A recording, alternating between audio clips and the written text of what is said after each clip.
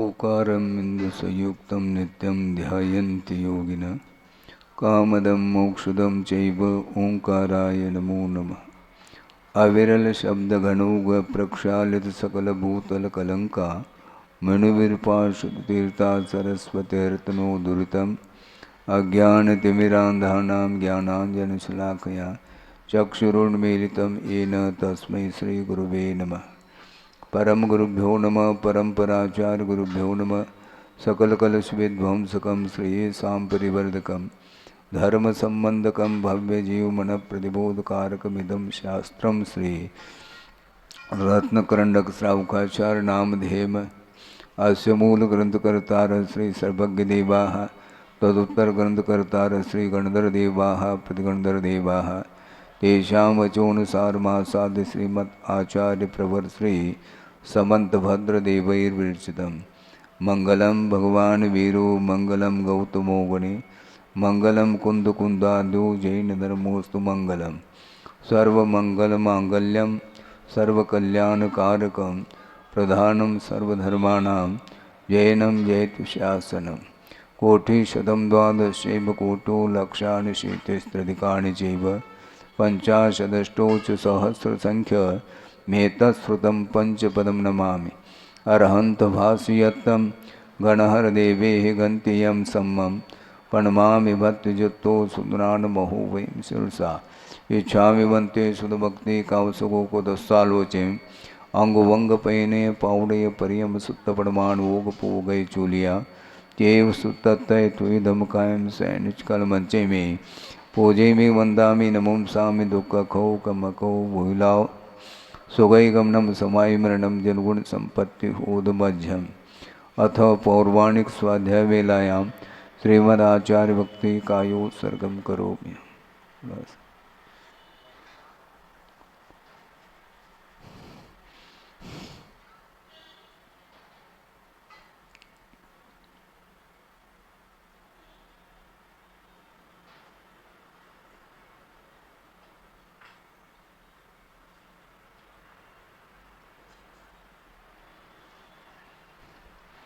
श्रुतजलधिपारगेभ्य स्वपरमत विभावना पटुमतिभ्य सुचरितपूर्णदेभ्यो नमो गुरुभ्यो गुणगुरुभ्य छत्तीस गुण समग्रे पंचम्याचारकरण संदर्शे शिष्यानुग्रहकुतले धम्मायिरिये सदा वंदे गुरुभक्त्य संयमेनय तरन्त्य संसार सायरं घोरं चिन्नन्त्यट्टकं मम जन्मन मरणं न पावेन्ति ये नित्यमृतमंत्रहोम निरता ध्यानाग्निहोत्राकुला षट्कर्मावृता तपोधनधना साधुक्रिया साधव शीलप्रावरणा गुणप्रहरणा चंद्रार्कतेजोदिकाः मोक्षद्वारकपाटपाटनभटाः प्रीणन्तु मां साधव गुरुवः पान्तुनो नित्यं ज्ञानदर्शननायकाः चारित्राणवगम्भीरा मोक्षमार्गोपदेशकाः इच्छामि वन्ते आयुर्वत्ति कावसुगोकुदस्सालोचे समनान समदंसन समचुत्तानं पंचम्याचाराणां आयुर्यानम आयारादि स्मराणुपदेशयानम उपध्यायानम तिरयनुगुणपालरयानम सौसाणुम सैनिचकल मंचे में पूजे में वंदामि नमोंसामि दुःखखौ कमखौ भूलाओ सुगै गमनम समाय मरणम जनगुण संपत्ति होद मध्यम नमः श्री वर्धमानाय निर्धूतकलिलात्मने सालोकानां त्रिलोकानां यद्विद्यादर्पणायते। व्यवस्थित करो ना, डेली कहना पड़ता है।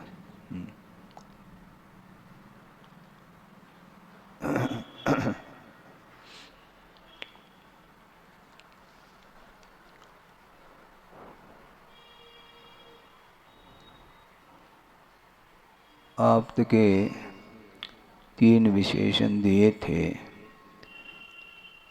18 दोषों से रहित, सर्वज्ञ और हितोपदेशिता। वो 18 दोष कौन कौन से होते हैं बता रहे हैं। अथ के पुनः ते दोषाः ये तत्र उत्सन्ना इति आशंक्य आह। अब वे कौन कौन से दोष हैं जो आप्त भगवान में नहीं पाए जाते।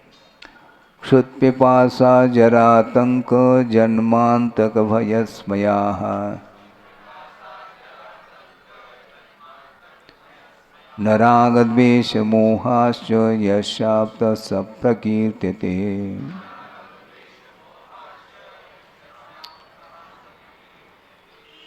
क्षुच्च बुभुक्षा, भोजन करने की इच्छा का नाम बुभुक्षा है। भोजन बिना इच्छा के नहीं होता। भोक्तुम इच्छु बुभुक्षु ऐसा कहा है। भोगने की जो इच्छा होती है उसका नाम बुभुक्षा, उसी को क्षुधा बोलते हैं। पिपासा च तृषा, प्यास लग आती है। जरा च वृद्धत्वम, वृद्धावस्था का नाम जरा है। आतंकश्च अर्थात व्याधि, रोग आदि होना। जन्म च, जन्म किसको बोलते हैं? कर्मवशात चतुर्गतिषु उत्पत्ति, कर्म के उदय के कारण चार गतियों में जो उत्पन्न होता है जीव, उस उत्पत्ति का नाम ही जन्म कहा है।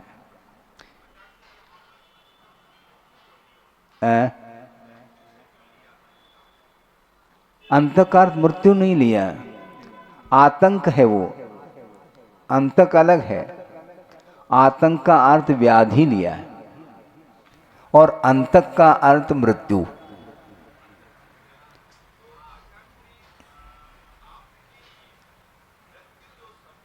है।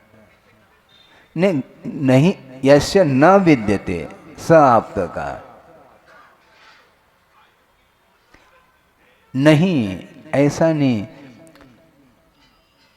आयु कर्म के अभाव होने के बाद जिनका पुनः जन्म होता है उसके लिए मृत्यु संज्ञा दी जाती है।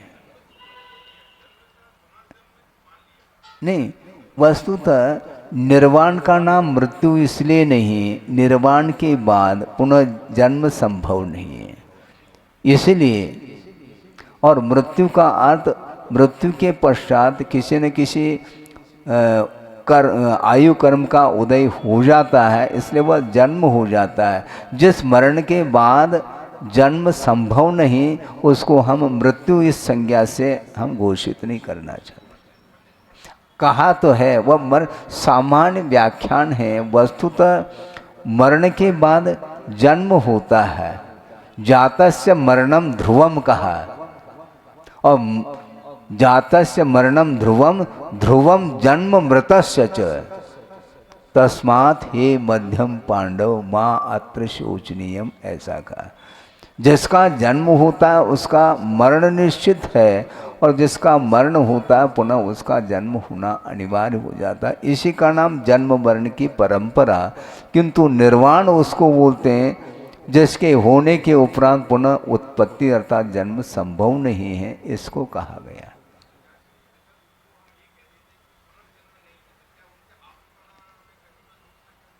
पुनर्जन्म नहीं है ना।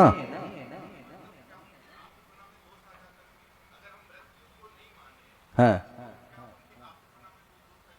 काय को मृत्यु होना ही नहीं है ना उनका। मतलब मृत्यु उसको बोलते हैं जिसके बाद पुनः जन्म हो, उसको मृत्यु की संज्ञा दी जा रही है। पुनर्जन्म हो, यदि पुनर्जन्म नहीं है तो उसको हम निर्वाण की संज्ञा दे रहे हैं।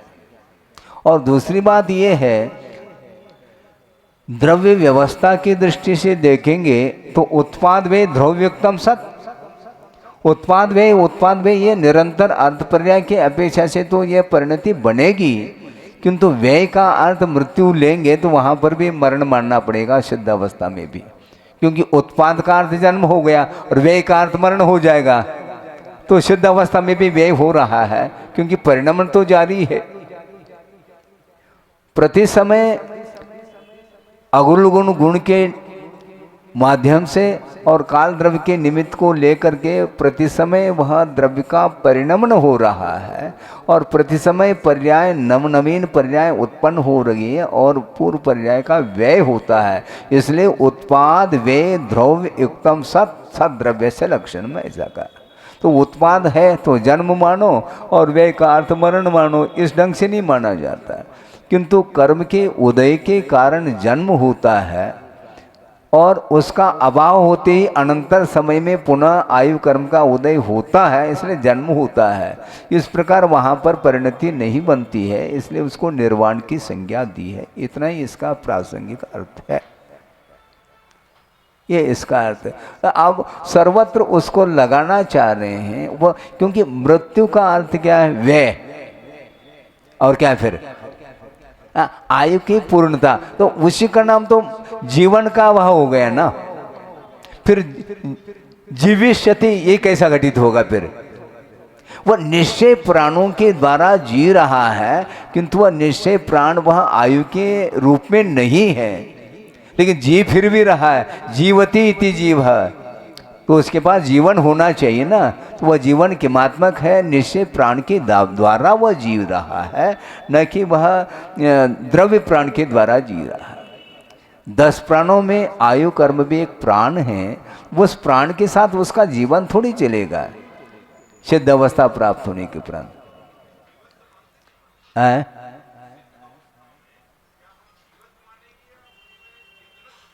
नहीं, जीव का जो भाव है वही जीवत्व है।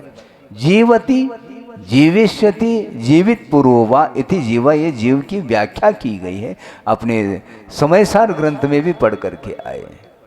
और वह निश्चय प्राण के द्वारा जी रहा है और संसार जीव व्यवहार प्राण के द्वारा जी रहा है। इतना अंतर तो दिया है। एक मिनट,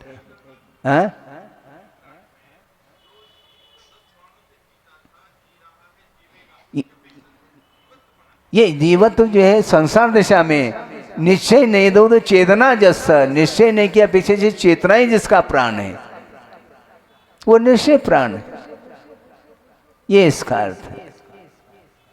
तो यहां पर कर्मायत्त जीवन और कर्म के अभाव में मरण होता है, आयु कर्म के उदय में जीवन और आयु कर्म के अभाव में मरण, ये संज्ञा दी गई है। और वहां पर निश्चय की अपेक्षा से वहां पर मरण है ही नहीं, इसलिए आतंक का अर्थ व्याधि है और चतुर्गति में उत्पत्ति, कर्म के उदय से उत्पत्ति होना यह जन्म है। अंतक का अर्थ मृत्यु है।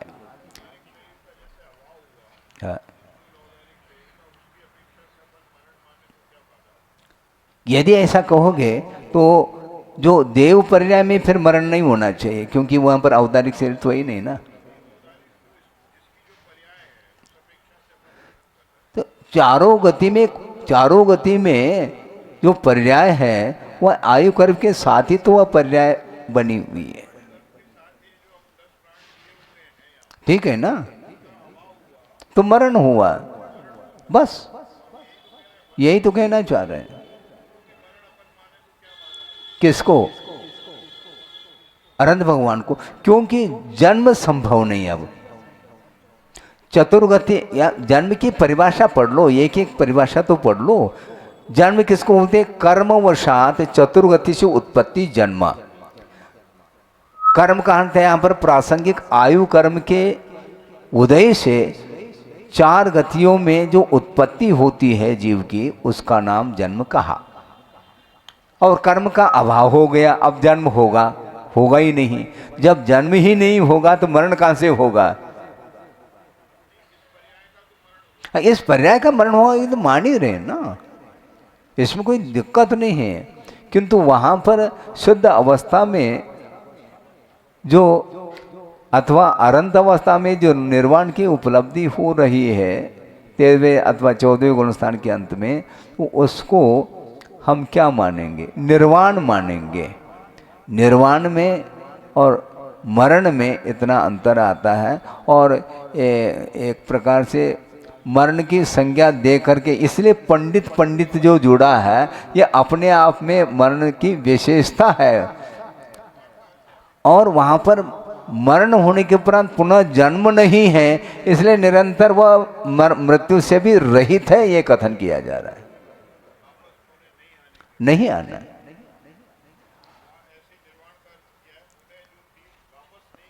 बस इसी कारण निर्माण, इसी का नाम है भयम च। यह पर लोक अत्राण अगुप्ति मरण वेदना आकस्मिक लक्षणम भयम, ये 7 प्रकार का भय है। इहलोक भय, इहलोक भय, यहाँ पर अपवाद आदि हो गया तो तत्संबंधी जो भय उत्पन्न होता है, अब लोग क्या कहेंगे, लोगों की दृष्टि में मेरा कैसा अस्तित्व सामने आएगा, इस प्रकार का भय उसके अंदर रहता है। और परलोक में मेरा जन्म होगा तो वहाँ पर किस रूप में मेरा कौन सा स्थान मिलेगा, क्योंकि व्यक्ति या जीव भय को प्राप्त क्यों होता है? जो निश्चिंत रहता है उसको भय नहीं, ये चिंता सताती है। और जो अपराध करता है उसको भय है, जो निरपराध है उसको कहां से भय है? हाँ बिल्कुल, इहलोक परलोक अत्राण, मेरी रक्षा कौन करेगा? पराधीन जीवन, मेरी रक्षा कौन करेगा? और सोचो, विचार करो, ये जितने भी कर्म फलते हैं ये द्रव्य क्षेत्र आदि के निमित्त को लेकर के फलते हैं। छोटा सा बालक है, उसको गोद से नीचे उतारते ही वह भयभीत हो जाता है। वह आश्रय चाहता है हर पल, और शोक की उदीरना होती, भय की उदीरना होती है, किंतु वेद की उदीरना नहीं होती। गोद का बालक है, वह संसार का कोई उसके ऊपर प्रभाव नहीं पड़ता। इसलिए भिन्न भिन्न कर्मों के फल के लिए भिन्न भिन्न द्रव्य क्षेत्र आदि की आवश्यकता निमित्त के रूप में आवश्यकता पड़ती है। इसलिए ये विषय सामने आया। अत्राण भय अलग है, और अगुप्ती, यहाँ पर कोई भी प्रबंध ही नहीं है। कहीं न कहीं अपनी सुरक्षा चाहता है, ये अगुप्ती। यदि सुरक्षा नहीं मिलती है तो अगुप्ति भय, और दूसरे के आश्रित होकर के मेरा कौन रक्षा करेगा, इस प्रकार का जो भाव आता है वह अत्राण भय माना जाता है।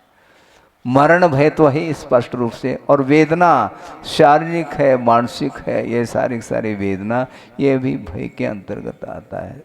असह्य वेदना होती है तो वह भयभीत होता है। आकस्मिक सडन बिजली कड़क गए एकदम तो भयभीत हो जाता है। ये सारे भय कर्म के उदय से अथवा उसकी उदीरना के माध्यम से ही वह भयभीत होता चला जाता है।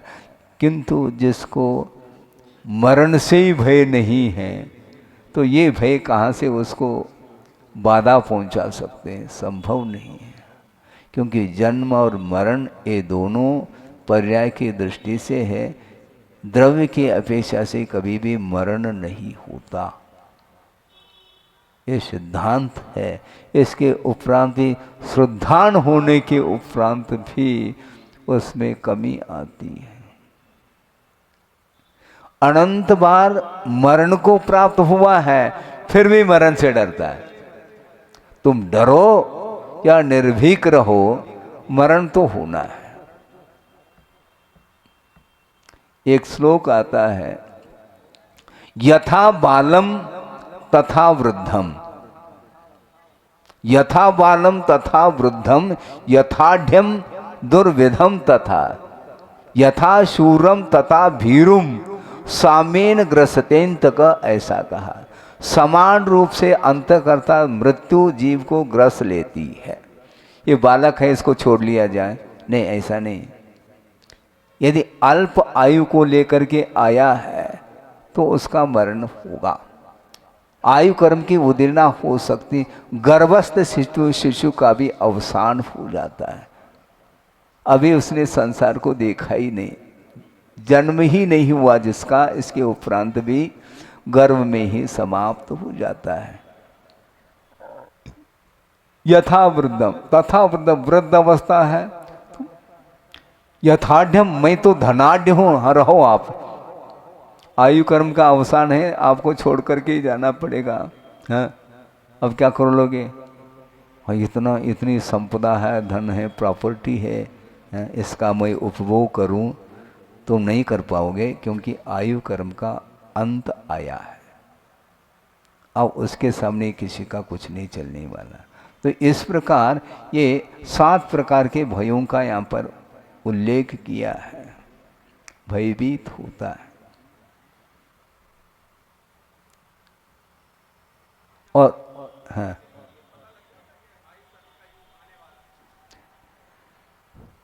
वस्तुतः सामान्य रूप से महसूस होना अलग है, किंतु एग्जैक्ट किस समय पर अवसान होगा इसके कुछ चिन्ह देखने को मिलते हैं मनुष्य और तिर्यंच पर्याय की अपेक्षा से। हाँ, अंतिम सांस चल रही है, उल्टी सांस जिसको बोलते हैं, अरे डॉक्टर ने बता दिया कि अब बस इतने घंटे का यह है और लगभग वह उतने टाइम पीरियड में वो गुजर जाता है।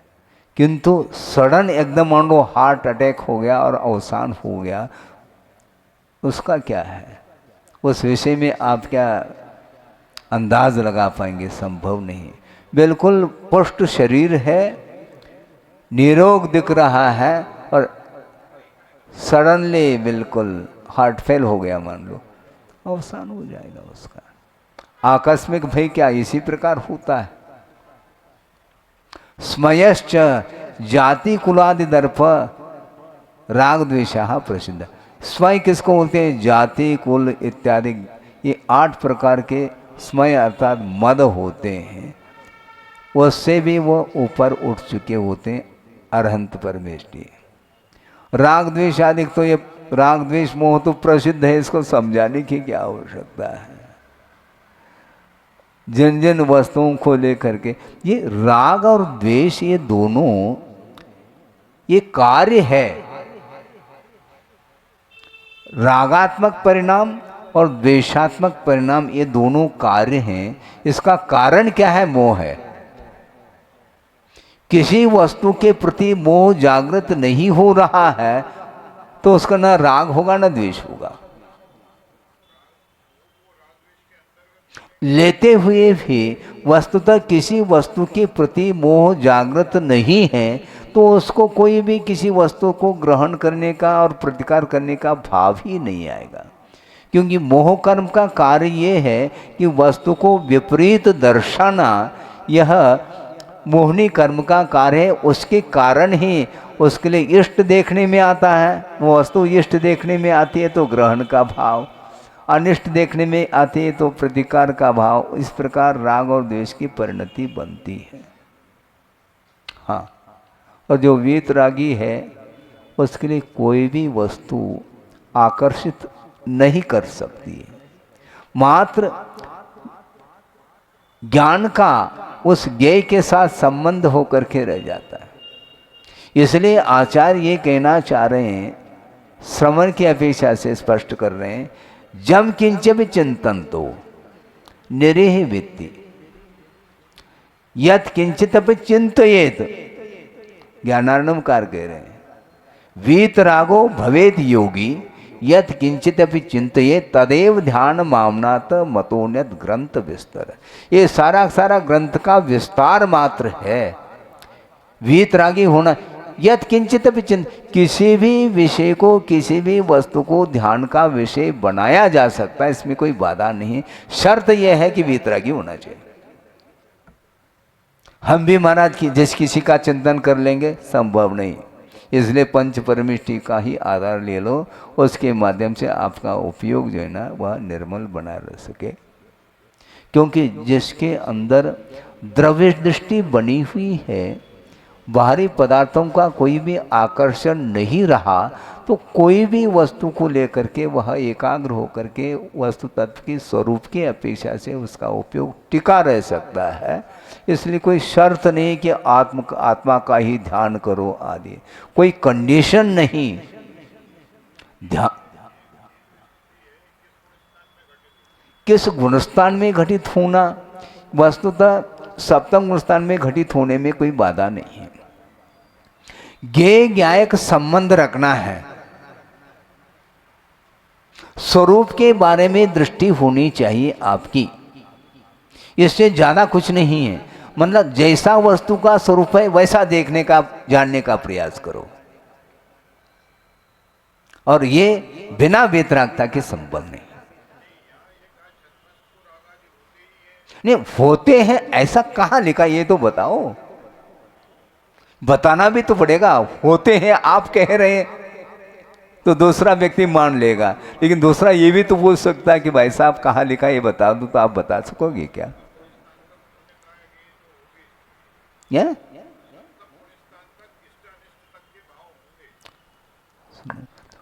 होना और करना, इसको और हम आपके सामने रखना चाहते हैं। आप अनुपस्थित थे उस समय, ये विषय दिया था। गुरुदेव ने ये 3 क्रियाएं दी हैं। एक करोति क्रिया, एक भौतिक क्रिया और एक अस्थि क्रिया, ये 3 हैं। होने का अर्थ उसमें करने का भाव नहीं, और जहां पर करने का भाव है वहां पर होने का भाव नहीं। आप भोजन करने के लिए बैठे हैं, क्या भोजन हो रहा है? क्या मामला क्या है? भोजन करने के लिए बैठे हैं, क्या अपने आप भोजन की क्रिया हो रही है? करने, ये बुद्धिपूर्वक। इसलिए राग द्वेष उत्पन्न हो नहीं रहे, राग द्वेष वह कर रहा है। ये चयन जो है ये क्या है? ये भी अपने आप क्रिया। थाली में जो भोजन सामग्री परोस दी है उसमें आपके लिए जो रुचिकर है वो उसके लिए संकेत, ये क्या? ये भी अपने आप ये क्रिया हो रही है, क्या की जा रही है? इसलिए करोति क्रिया से ऊपर उठने का भाव है। किसमें? सप्तम में। हाँ, तो उसमें भी सप्तम गुणस्थान में भी करोति क्रिया चल रही है। ऐसा नहीं मात्र छठे गुणस्थान में ही करोति क्रिया और सप्तम में नहीं। क्रिया बुद्धिपूर्वक वह कर रहे हैं, किंतु वह धर्मानुराग के साथ कर रहे हैं। वो क्रिया यत्नाचार पूर्वक उस क्रिया को कर रहे हैं। अपने आप क्रिया नहीं होती, अलर्ट हैं, सावधानी के साथ भाषा समिति के अनुरूप बोलने की क्रिया वह स्वयं कर रहे हैं। वह क्रिया उनके द्वारा संपादित हो रही है। आगम को सामने रखते हुए ऐसा न हो कि कहीं स्खलन न हो, इसको ध्यान में रखते हुए भाषा समिति के अनुरूप बोलना, यह करोति क्रिया के साथ ही संभव है। लेंगे ना? बिल्कुल लेंगे। ये विषयानुराग नहीं है, ये धर्मानुराग है। इसलिए ये शुद्धोपयोग के लिए कारण बनता है। और कथनचित इसको वीतरागता कहने में बाधा इसलिए नहीं है क्योंकि ये धर्मानुराग ही ये शुद्धोपयोग के लिए साक्षात कारण बनता है। इसलिए कारण में कार्य का उपचार करके सप्तम गुणस्थानवर्ती जो श्रमण है उनको वीतरागी संज्ञा देने में कहीं कोई बाधा आगम से नहीं आती। अन्यथा हम नए का आलम्बन लेकर के वर्णन कैसे कर पाएंगे? वीतरागी संत ये बोला जाता है कि नहीं? हाँ, लेकिन उपदेश दे रहे हैं तो वहां पर तो राग है ना महाराज। राग कौन सा है? सांसारिक राग नहीं, धर्मानुराग, धर्म के प्रति अनुराग है। और वह प्रवृत्ति में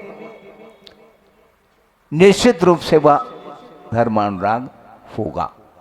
वो करेंगे क्योंकि इच्छा पूर्वक ही देशना दी जा रही है। इसका कल्याण हो ऐसा भाव वो स्वयं कर रहे हैं।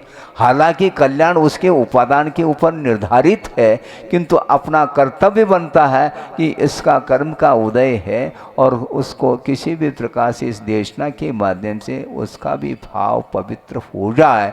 इस भावना को लेकर के वह पवित्र भाव करते हैं। अब अबुद्धिपूर्वक क्रिया नहीं है, ये बुद्धिपूर्वक और समिति आगम के अनुरूप बोलने का ये जो भाव है, ये सावधानी है, असावधानी नहीं है यहाँ पर। इसी प्रकार आगम के अनुरूप ही येषणा समिति के माध्यम से आहार की क्रिया को संपन्न कर रहे हैं। इसी प्रकार प्रतिष्ठापन समिति, आदान निक्षेपण समिति, ये सब क्या है? ये समिति का अर्थ समीचीन प्रवृत्ति का नाम समिति है, और छठी कोई समिति नहीं अपने पास। आप समिति गठित करते हैं, करते रहो, आपकी समिति गठित होती है, कमेटी।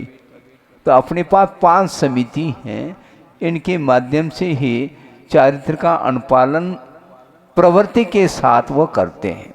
और निवृत्ति में जो चारित्र का अनुपालन जो होता है, उस समय बुद्धिपूर्वक कोई भी क्रिया नहीं होती, क्रिया का अभाव हो चुका है। इसलिए घटित करते हैं क्योंकि देशना केवल छठे गुणस्थान में दे रहे हैं क्या अपन। यत्नाचार पूर्वक प्रवृत्ति कहां होगी? सप्तम गुणस्थान में। एक मिनट, सप्तम गुणस्थान में समिति नहीं है ऐसा आगम चाहिए। सप्तम गुणस्थान में मात्र गुप्ती ही होगी क्या? स्वस्थान अप्रमत्त, और 7 से अप्रमत्त में क्या है स्थिति, मुझे बताओ आप। सगुप्ती समिति धर्म अनुप्रेक्षा परिचय चारित्र ऐसा कहा। तो गुप्त में ही मात्र जो है प्रवृत्ति का, गुप्ति में ही प्रवृत्ति का अभाव है, बिल्कुल एकांत रूप से प्रवृत्ति का अभाव है। किंतु सप्तम गुणस्थान में प्रवृत्ति का ही अभाव है, ऐसा किसने कहा?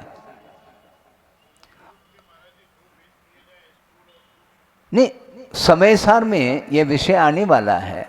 उन्होंने जैसे स्वामी ने स्पष्ट किया है, एक उपेक्षा चारित्र है और एक शुभोपयोगात्मक चारित्र है। शुद्धोपयोगात्मक चारित्र को उपेक्षा चारित्र की कोटि में लिया है, और शुभोपयोगात्मक जो चारित्र है वह समिति पूर्वक है। सप्तम गुणस्थान में शुभोपयोग आत्मक चारित्र होता है, ये क्लियर किया है। हम समय पर आपके सामने रखेंगे, आधार है अपने पास। सप्तम गुणस्थान में मात्र शुद्धोपयोग ही हो ऐसा नहीं है। हाँ,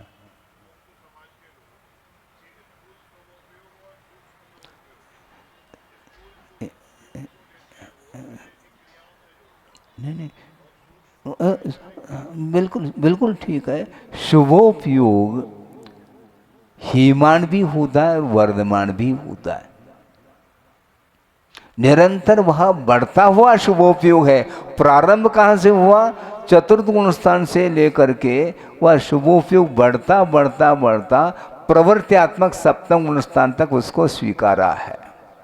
क्योंकि यत्नाचार पूर्वक, अब ये इसके माध्यम से शायद खुल जाए, यत्नाचार पूर्वक जो प्रवृत्ति है वह किस गुणस्थान में बनेगी? सप्तम में। यत्नाचार जोड़ रहे हैं, अयत्नाचार नहीं। प्रमाद के साथ जो प्रवृत्ति होती है वह छठे गुणस्थान तक, किंतु यत्नाचार पूर्वक प्रवृत्ति वह सप्तम में। अयदाचारस्य नित्यदा हिंसा, अयत्नाचार पूर्वक जो प्रवृत्ति होती है वह निश्चित रूप से वहां पर हिंसा होती है। और प्रमत्त योगात प्राण व्यप्रोपणम हिंसा, ये छठे गुणस्थान तक ही परिणति बनती है। किंतु सावधानी के साथ यदि वह प्रवृत्ति करते हैं तो यत्नाचार पूर्वक प्रवृत्ति वह सप्तम गुणस्थान में बनती है, और प्रवृत्ति का अर्थ ही शुभोपयोग, और निवृत्ति में पहुंच जाएंगे तो शुद्धोपयोग हो जाएगा। समझ में आ रहा है कि नहीं? ये क्लियर है। हाँ, अन्यथा यत्नाचार भी कहो और प्रमाद भी कहो, दोनों बातें कैसे बनेगी? कंट्रास्ट हो जाएगा, विरोधाभास आ जाएगा।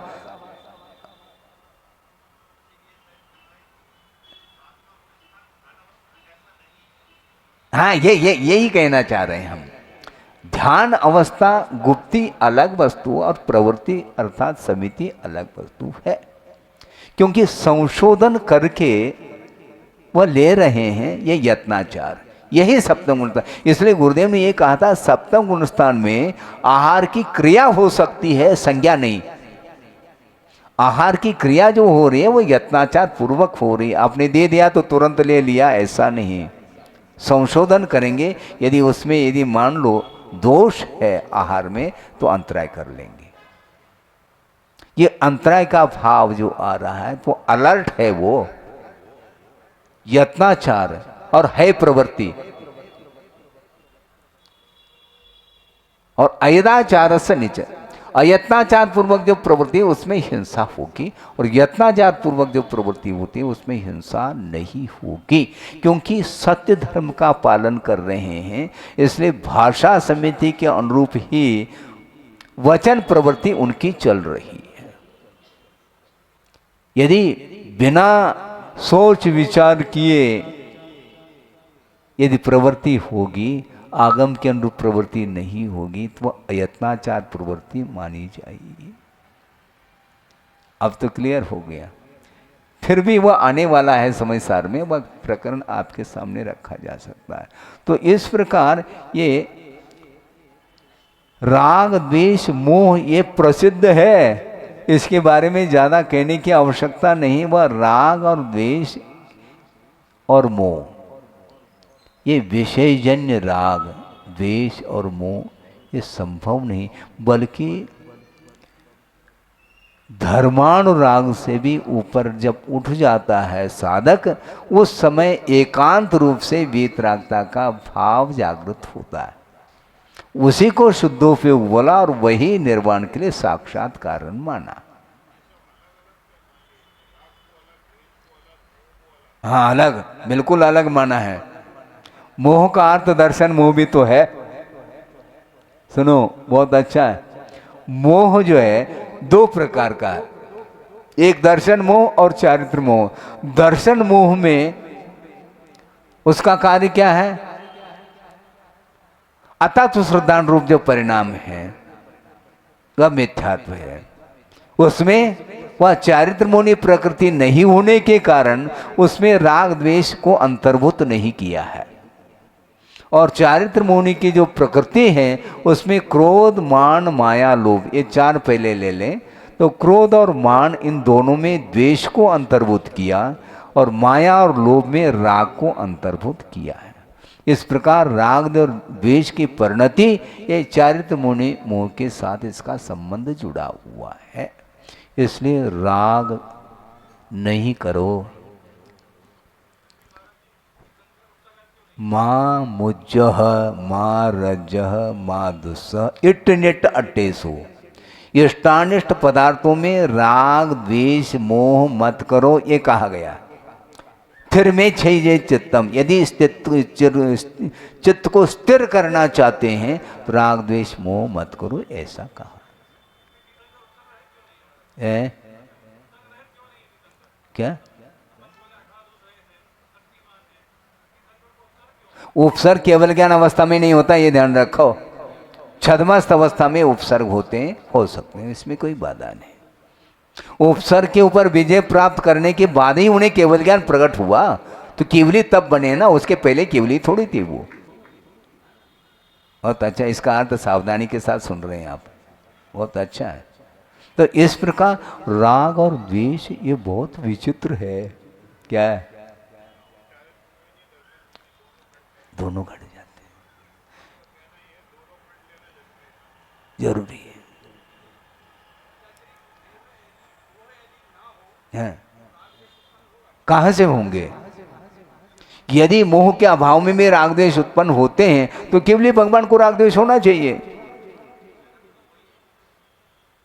समस्त पदार्थों का अवलोकन केवल ज्ञान के द्वारा हो रहा है, इसके बाद भी न राग है न द्वेष है। क्यों? मोहाभावात, मोह का अभाव हो चुका है, इसलिए है। हाँ, कौन कहते हैं? केवल अनंतानंदी कषाय को ही कषाय मानना चाह रहे हैं क्या आप? चारित्र मोहनी मात्र कषाय है, और उसमें अप्रत्याख्यानावर्णी प्रत्याख्यानावर्णी संबंधी राग द्वेष हो रहे। अनंतानंदी संबंधी राग नहीं है। हाँ, अनंतात्मक नहीं, किंतु अप्रत्याख्यानावर्णी संबंधी प्रत्याख्यानावर्णी संबंधी भी राग द्वेष से ऊपर उठ चुके हैं क्या? नहीं, असंयम अवस्था में राग द्वेष होंगे। यदि नहीं मानेंगे तो चक्रवर्ती बाहुबली के ऊपर चक्र क्यों चला रहे हैं? फाई, इसका कारण बताओ। असंयम का प्रभाव है, और असंयम में राग द्वेष है। ये बहुत अच्छा है। ये थोड़ा सा अनंतान मंदी का अभाव हुआ है, बस इतना ही है। वस्तुतः जैसे स्वामी आगे और खोलेंगे, ये वीतराग सम्यक दर्शन उसको होता है, वह वीतराग सम्यक दर्शन वीतराग चारित्र के साथ अविनाभाव संबंध रखता है। यानी जहाँ जहाँ वीतराग सम्यक दर्शन है वहाँ पर वीतराग चारित्र का होना अनिवार्य है, और जहाँ वीतराग चारित्र है वहाँ पर वीतराग सम्यक दर्शन है।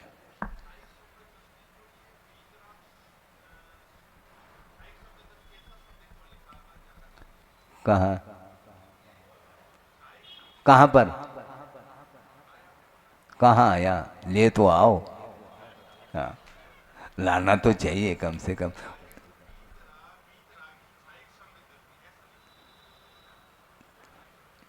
विवक्षा बना है,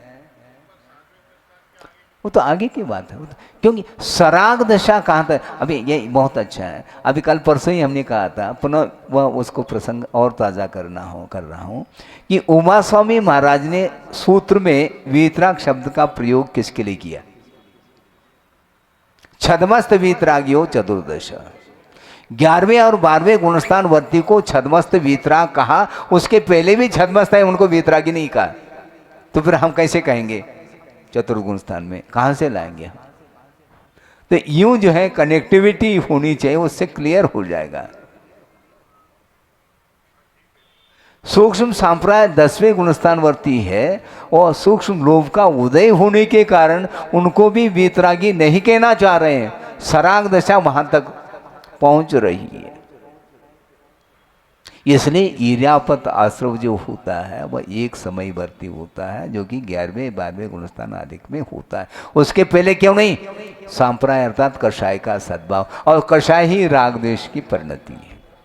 हाँ, ये ठीक है कि वहाँ पर रागदेश वह बुद्धिपूर्वक कर नहीं रहे हैं और रागदेश हो भी नहीं रहे, किंतु रागदेश का उदय विद्यमान है। इसको अस्थि क्रिया बोलते हैं।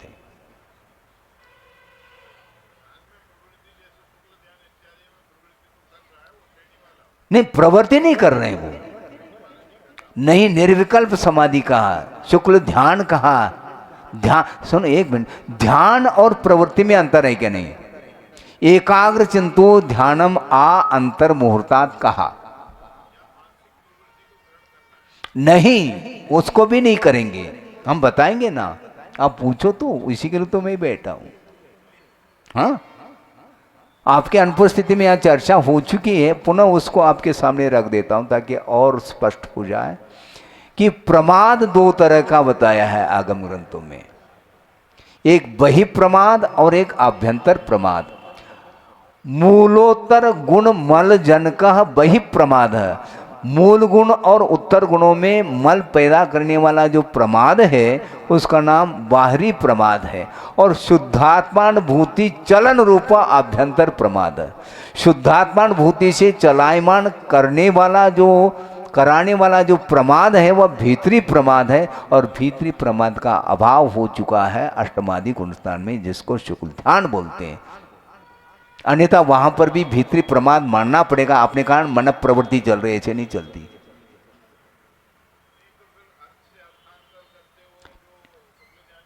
आप समझो तो ये अर्थ से अर्थांतर हो रहा है, एक्चुअल में उसमें बुद्धि नहीं। शुक्ल ध्यान है, ध्यान भी हो और प्रवृत्ति दोनों एक साथ कैसे संभव है?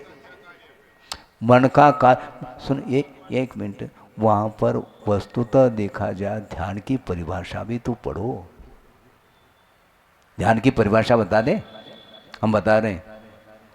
पूछवा स्वामी ने कहा, अपरिस्पंद अग्निशिखावत अवभासमानम ज्ञानम एवं ध्यानम, ऐसा कहा।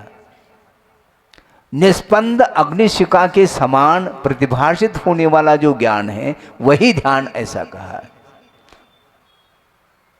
उसका नाम ध्यान है, और शुक्ल ध्यान को हम प्रवृत्ति के रूप में नहीं लेना चाहते। वो विचारों व्यंजन युग जो संक्रांति है वो बुद्धि पूर्वक नहीं, अबुद्धि पूर्वक वह परिणति बन रही है। सुनो तो, इसलिए तो वस्तु तो एकाग्र चिंता निरोधो ऐसा कहा। ज़्यादा कहेंगे तो हम और आगे बढ़ना चाहते हैं, उसमें फिर समस्या खड़ी होगी। बहुत अच्छा। 13वें गुणस्थानवर्ती जो अरहंत परमिष्टि है, क्या वह सहयोगी है क्या अयोगी? सहयोगी है। और काय योग है, मनोयोग भी है, अनुभवी मनोयोग और अनुभवी वचन योग। चलिए हम ये पूछना चाहते हैं, इस योग के निमित्त से जो आत्म प्रदेशों में जो स्पंदन हो रहा है वह बुद्धिपूर्वक होना चाहिए, फिर कायदे से देखा जाए। लो ये देखो, योग का ही उपयोग में परिस्पंदन नहीं। बहुत अच्छा है कि उन्होंने प्रथम शुक्ल ध्यान में क्या कहा, विचारोर्थ व्यंजन योग संक्रांति ना प्रयोग संक्रांति। योग की संक्रांति है ना उपयोग की संक्रांति। उपयोग की संक्रांति नहीं, योग की संक्रांति तो 13वें गुणस्थान तक है। उपयोग में व्यग्रता और उपयोग की व्यग्रता, इन दोनों में अंतर है।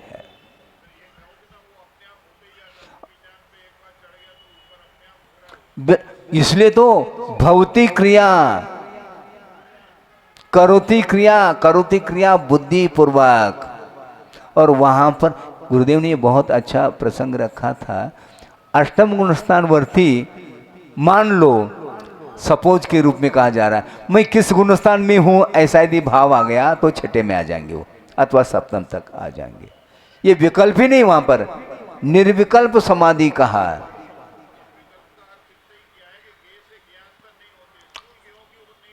नहीं जाते, लेकिन जहाँ पर राग द्वेष के साथ जो प्रवृत्ति होती है, बुद्धि पूर्वक जो प्रवृत्ति होती है, उसी को प्रवृत्ति कहा। उससे वो ऊपर उठ चुके, उसी का नाम शुद्धोपयोग कहा। अभेद रत्नत्रय कह रहे हैं, वहां पर रत्नत्रय में ये विकल्प तक नहीं है कि सम्यक दर्शन, सम्यक ज्ञान, सम्यक चारित्र, नहीं। तीनों अभिन्न अखिन्न शुद्ध उपयोग की निश्चल दशा। इसलिए श्रेणी में शुक्ल ध्यान में किसी भी प्रकार से प्रवृत्ति नहीं। इसलिए उन्होंने स्पष्ट किया, अपने द्रव्य संग्रह कारणे शुद्धात्मानुभूति चलन रूप आभ्यंतर प्रमाद। यानी जिस समय आभ्यंतर प्रमाद आया वहां पर शुद्धोपयोग नहीं बचा, शुद्धोपयोग से बाहर आ गए वो। और शुद्धोपयोग का नाम ही शुक्ल ध्यान है, इसलिए वहां पर आभ्यंतर प्रमाद का अभाव है। इसलिए मन प्रवृत्ति है ही नहीं, प्रवृत्ति नहीं, निवृत्ति है वो। किससे निवृत्ति? प्रवृत्ति से निवृत्ति। सत विकल्प भी नहीं वहां पर। धर्मानुराग का भी अभाव हो चुका है, वह टंकोत्कीर्ण वर रहा।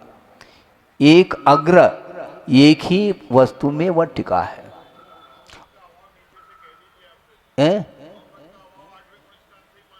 क्या? सुनो तो वह भाव मन भी एक वीतराग दशा में भी रहता है और सराग दशा में भी रहता है। इसमें क्या दिक्कत है आपको? भाव मन का कार्य वहां पर दिख रहा है श्रेणी में, क्योंकि उपयोग है। भाव मन का अर्थ क्या है, क्लियर कर दूं क्या? क्षोभम ज्ञान की जो परिणति, उसी का नाम भाव मन है। व्यतर्का श्रुतम कहा, वह श्रुत ज्ञान का विषय है शुक्ल ध्यान। क्षयोपम ज्ञान की परिणति है।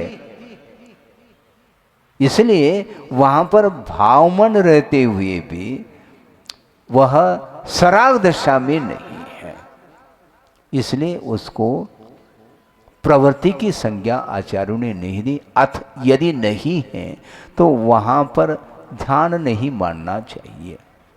एकाग्र चिंता, चिंता का निरोध, चिंता अर्थात उपयोग, उपयोग का निरोध किया अपरिस्पंद अग्निशिखावत। किस गुणस्थान से? श्रेणी में। सुनिए तो, श्रेणी में शुद्धोपयोग कहो, शुक्ल ध्यान कहो, एकार्थवाची शब्द है। सुनो, गुणस्थान का विकास होना अलग, किंतु बुद्धि का आयाम नहीं है वहां पर। ज्ञान ज्ञान वहां पर विश्राम को प्राप्त किया। ज्ञान में परिस्पंदन नहीं। सुनो तो, आप समझो तो सही। प्रवृत्ति और निवृत्ति दो बातें हैं, वहां पर प्रवृत्ति नहीं है। एक और उदाहरण दिया था, आपके सामने रख दूं उसको भी।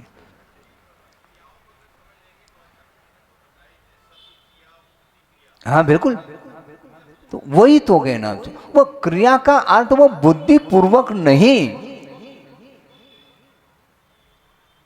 सुनो, एक मिनट सुनो। क्रिया का अर्थ व्यापक दृष्टि से देखा जाए, क्रिया क्या है? वो जीव द्रव्य सक्रिय है, क्रियाशील है, और यहां पर निर्वाण को प्राप्त हो गया कोई जीव, और यहां से एक समय तक वहां पर गति हो गई, तो ये भी क्रिया है, ये मुक्ति क्रिया। पकड़ लिया आपने, बिल्कुल ठीक। क्रिया का अर्थ एक स्थान से दूसरे स्थान तक जाने की जो प्रवृत्ति है वह क्रिया है, क्योंकि वह सक्रिय है, इसलिए एक समय में लोकाग्र तक जा करके वहां पर विराम लेता है। उसके आगे क्यों नहीं? धर्मास्तिकाया अभावात, धर्मास्तिका का अभाव नहीं, किंतु सक्रिय वह द्रव्य है, यदि निमित्त मिल जाए तो उसमें क्रिया होगी, किंतु उसमें वाइब्रेशन नहीं।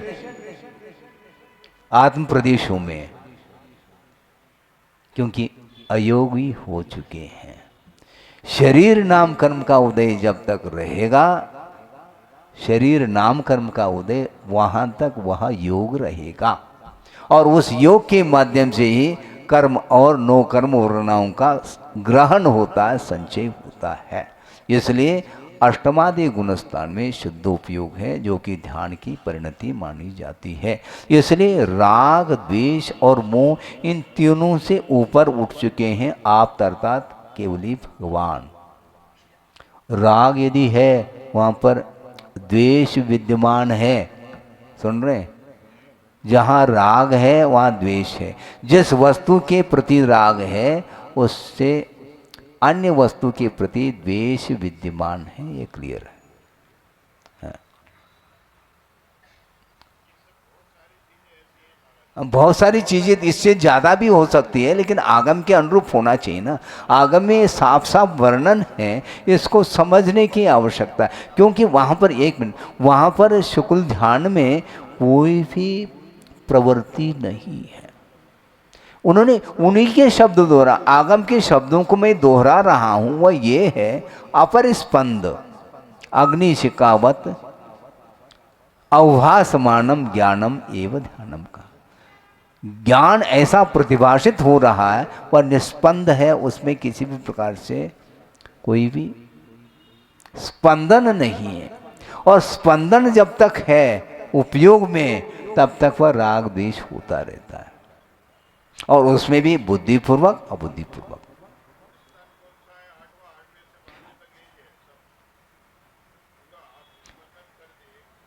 एक सुनो तो, उसमें भी शुद्धोपयोग में भी क्वालिटी है, लेकिन वो क्वालिटी किसकी? ज्ञान की क्वालिटी है।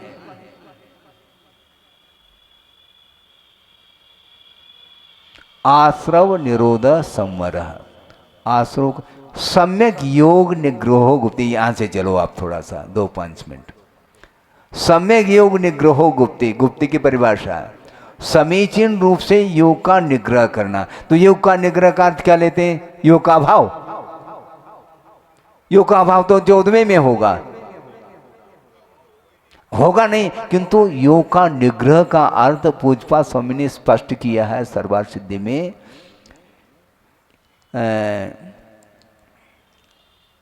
स्वच्छंद प्रवृत्ति को रोकना, यह योग का निरोध है, निरोध कहलाता है। स्वच्छंद जो प्रवृत्ति है उसको रोकने का नाम निरोध कहा।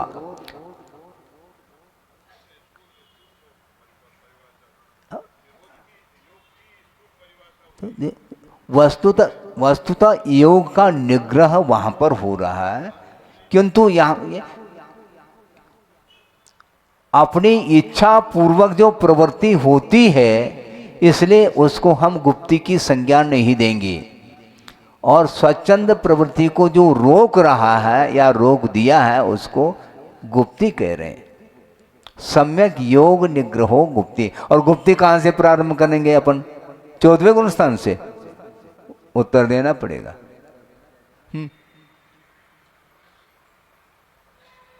यदि एकांत से निग्रह का अर्थ योग का निग्रह मान करके 14वें गुण स्थान में यदि हम घटित करते हैं तो उसके पहले कोई संभव ही नहीं, गुप्ती संभव नहीं। और गुप्ती के बिना मुक्ति कैसे होगी ये बता दो आप।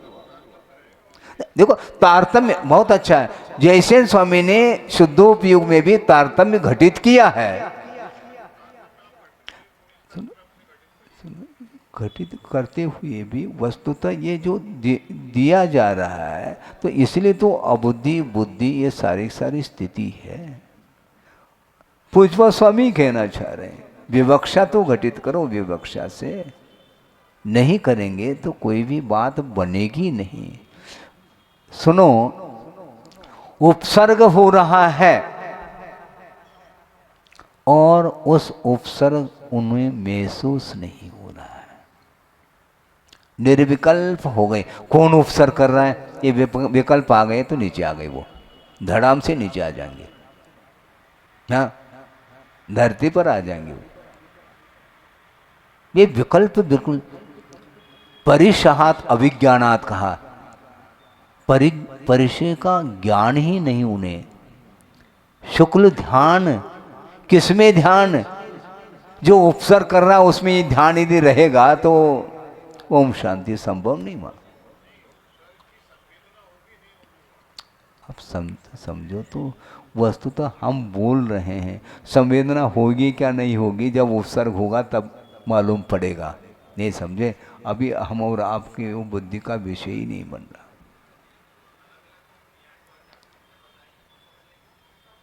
बिल्कुल क्लियर है, हाँ बिल्कुल बिल्कुल, हाँ बिल्कुल है।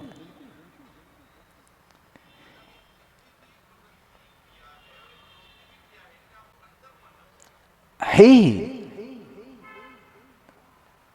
इसलिए भौतिक, जैसे आपकी जो नाड़ी चल रही है उसमें आपका व्यू है, चल क्यों रही है? जो श्वसन क्रिया है वह चल रही है, उसमें आपका कोई पुरुषार्थ है क्या? कोई उपयोग लगा हुआ है क्या? हम बोल भी रहे और श्वसन क्रिया ऑटोमेटिक चल रही है तो उसको भी हम चला रहे हैं कहो तो ये बुद्धिपूर्वक मानी जाएगी वह प्रवृत्ति। ऐसा नहीं है। आपकी आंखों की पलकें झपक रही हैं, आपका उपयोग है उस ओर, तो ये प्रवृत्ति कैसे हो रही है आपकी? ये अबुद्धिपूर्वक प्रवृत्ति है।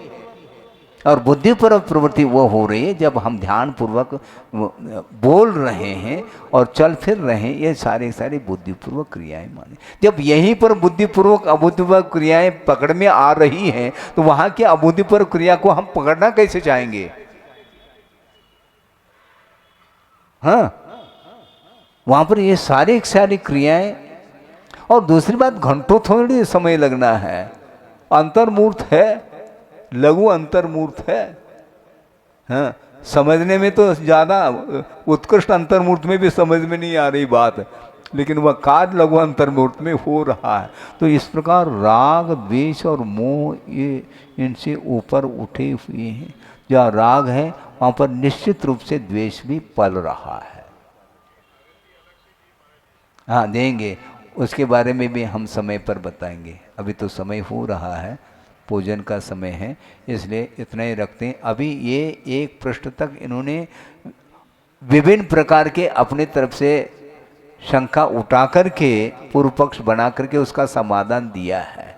इसको भी यदि मान लो रुचि के साथ पढ़ेंगे तो ज्ञान होगा, लेकिन आप यदि ताली बजवाना चाहो तो ये नहीं बजा पाएंगे अपन ताली, क्योंकि थोड़ा गहन विषय है। इसको एकाग्र होकर के आपको पढ़ने की आवश्यकता है, और एकाग्रता प्रवृत्ति में भी होती है। क्या कहते हैं आप? ध्यान से सुनो, और सुन भी रहे हैं तो ध्यान से सुनो का अर्थ एकाग्र होकर। वहाँ पर ध्यान है क्या? ध्यान नहीं, वो प्रवृत्ति में एकाग्रता है। वो यानी इधर उधर उपयोग को नहीं ले जाओ और ध्यान से पढ़ो। पढ़ने की प्रवृत्ति चल रही फिर भी ध्यान से पढ़ो, ये कहा जा रहा है। व्यवहार में व्यावहारिक भाषा इसी प्रकार होती है। हाँ, जैसे डॉक्टर ऑपरेशन कर रहा है, आई स्पेशलिस्ट है, आंख के ऑपरेशन, और वो औजार लेकर के ऑपरेशन कर रहा है, कितनी एकाग्रता होगी। लेकिन एकाग्रता होते हुए भी उसमें प्रवृत्ति ही चल रही है। ऑपरेशन की जो प्रवृत्ति, वह प्रवृत्ति है कि निवृत्ति? प्रवृत्ति है वो, क्योंकि ऑपरेशन संपन्न हो गया तब वह उस कार्य से निवृत्त हुआ, तब तक वह उस ऑपरेशन में प्रवर्तमान है वो डॉक्टर। इसी को बोलते हैं एकाग्रता। हाँ, आगे बोधि समाधि परिणाम शुद्धि स्वात्मोपलब्धि शिव सौख्य सिद्धि चिंतामणिम चिंतित वस्तुदाने त्वामंदमानस्य ममासुदि। परम पूजा आचार्य गुरुवर श्री विद्यासागर जी महाराज की जय।